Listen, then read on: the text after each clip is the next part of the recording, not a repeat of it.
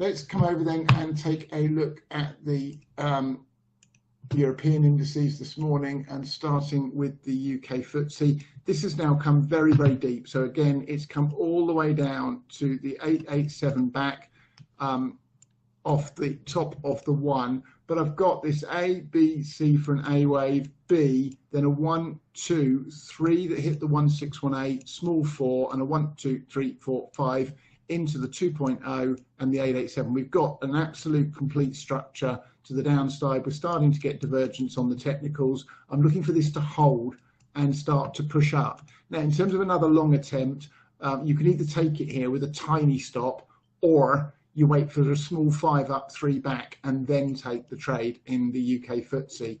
German DAX, similar thing. We've come down and hit the 786 retrace here on the nose. And again, off this A wave top, I've got an A, B, 1, 2, 3, right into the 123.6, 4 that overlap the 1, A, B, C, right into the 1764 and 786 back. So I've got a completed move to the downside in the German DAX as well. But in both of these, they're now at the point where we need to see them hold.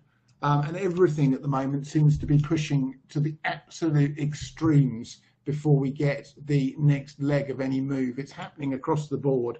So looking for this to hold. The JAX can come down one more level, 11,931. The FTSE doesn't have a lot of room below before it invalidates that 1-2 setup off the most recent low.